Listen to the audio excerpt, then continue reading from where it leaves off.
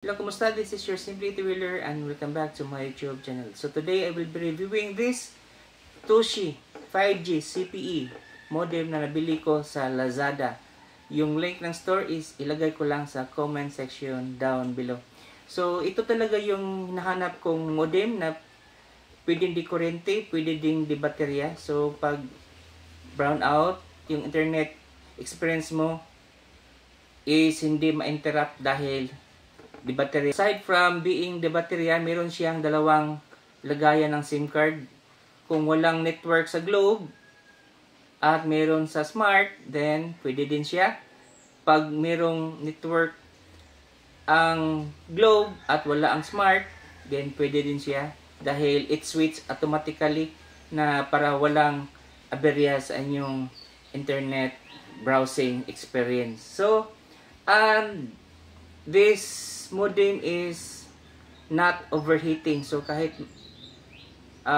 buong araw mo siyang gamitin, buong linggo, buong months, so hindi siya mag-overheat. Bago tayo magpatuloy, nais ko lang ipaalam sa inyo na I am using a Hyperfusion hybrid antenna na konektado dito. And at saka dapat meron kayong tatlong apps sa inyong cellphone, Cell Mapper, Ookla Speed Test, at saka Open Signal. Dahil yung tatlong to is very viable para ma-maximize mo ang usage ng Toshi 5G CPE modem.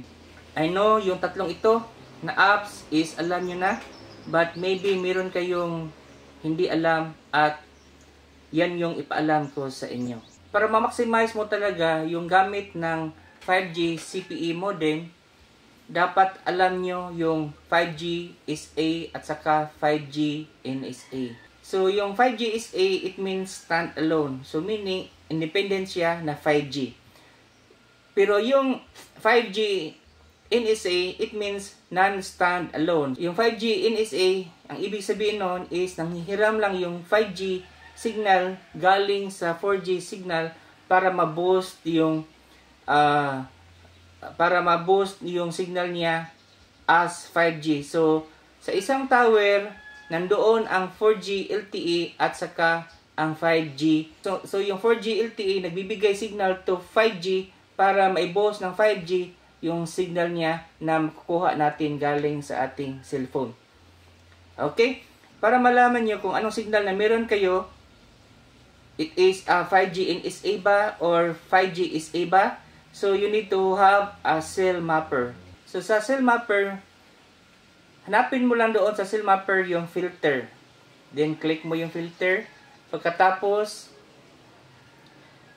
scroll down at click mo itong only show 5G ENDC. So pag click mo yan, makikita mo doon kung yung signal ba ng tower nyo is 5G SA or 5G standalone.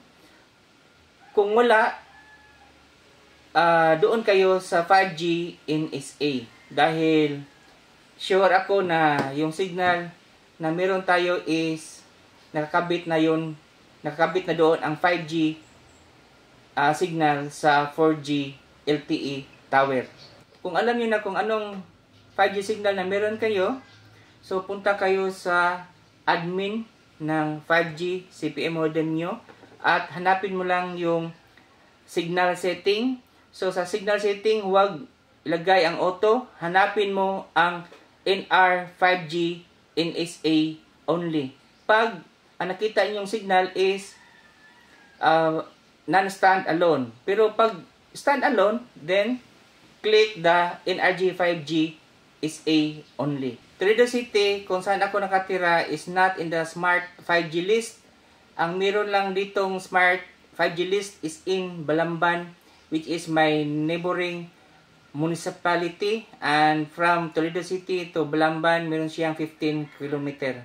So, ang masagip lang namin dito is paunti-unting 5G signal. So, kaya hindi masyadong malakas ang 5G dito.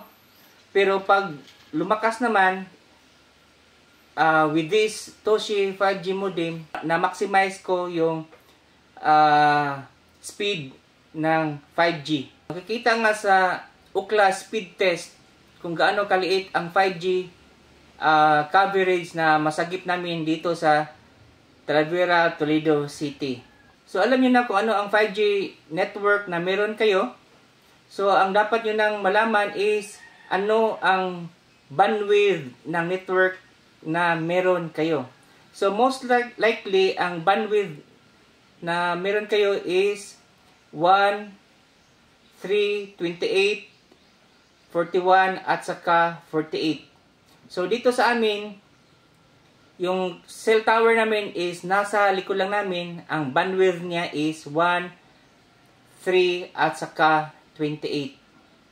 So para malaman nyo ang bandwidth is punta kayo sa cell mapper ulit. Kung dito kayo, kung smart kayo, kung globe kayo, click mo lang kung anong network na gamit nyo. But for me, I am using smart. Dahil ang network na meron kami dito is smart. Ang pinakamalapit sa amin is smart. So, smart ang gamit ko. As you can see, na yung smart tower namin is nasa likod lang ng bahay namin. But, have you noticed this hybrid fusion antenna na gamit ko? It's not facing towards the smart tower. But instead, facing or naka-about face siya sa smart tower. Bakit? Yan yung dapat malaman nyo kung bakit. Para makakuha ng magandang signal, dapat hindi talaga tutok sa cell tower yung mga antenna natin. For example, itong explanation na to. This one is the cell tower. And this cell tower, nag-emit siya ng signal. Yung signal niya is pa ganun. Pataas din, biglang pababa at a certain distance. This one. So, kaya nga yung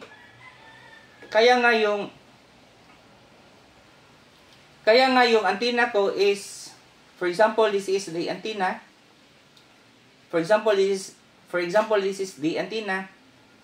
So, kaya nga yung antenna ko is hindi naka-face towards the tower, but instead towards kung saan nakabagsak yung signal ng cell tower.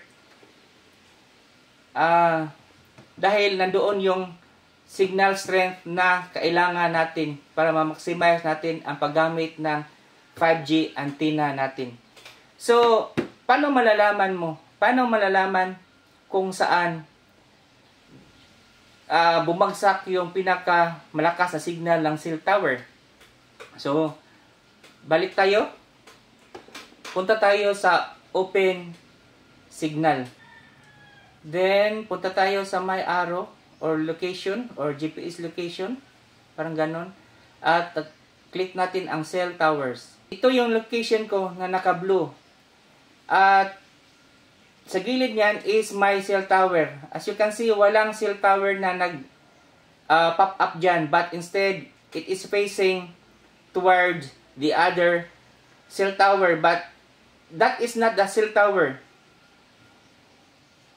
Ang nakita niya is kung saan bumagsak yung pinaka malakas na signal ng smart network na meron kami sa likod.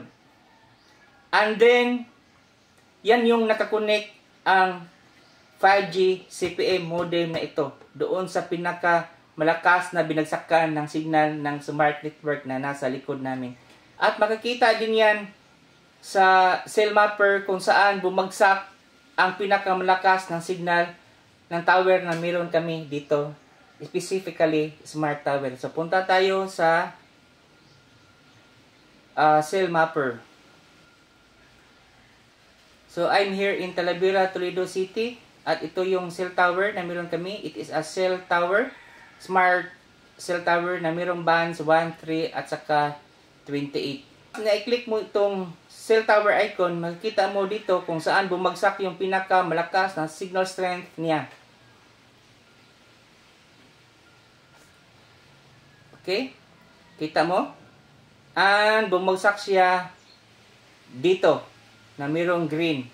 So, green it means strong signal. So, tingnan natin sa menu niya, sa legend. So, green, it is a strong signal. 95 to 105 dBm. So, ito yung nakikita din ng open signal. So, kaya I am facing my hyperfusion hybrid antenna on this part, not dito sa tower. Okay? So, ikaw lang ang magtimpla kung anong bandwidth ang pinakamalakas doon. So, timplahin mo lang and lock the bandwidth na yung pinakamalakas ang internet speed. Sa cell mapper kasi, hindi ma-detect kung anong bandwidth ng 5G.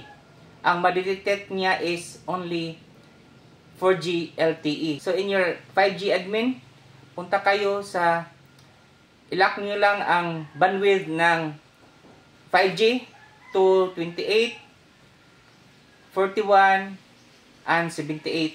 Then, lock. So, ganun lang. Para ma-maximize natin ang paggamit ng Toshi 5G or any 5G modem na meron kayo. So, bago tayo magpaalam, kung gusto nyo ang 5G modem ito, Toshi 5G CPE modem, and gusto nyo ding bumili ng baterya dahil yung 5G CPE modem at saka yung baterya is sold separately. So, I would suggest na doon din kayo sa seller bumili ng battery dahil pag hindi sa seller, baka hindi magkasya yung battery na gagamitin nyo or nabili nyo. Dahil as you can see, wala masyadong clearance. So, parang 0-0 yung clearance yung battery compartment ng Toshi modem. So, para walang buying error, doon kayo sa seller bumili ng battery. So, hanggang dito na lang. This is your Simply to Learn. I hope nabigyan o nawan kayo kung paano natin i-set up ang 5G or any modem para ma-maximize natin ang paggamit nito. Ang hirap kasi ma-explain. Sana naitawid ko ang video na to para natawid ko rin sa inyo ang mga mahalagang information. Once again, bye-bye.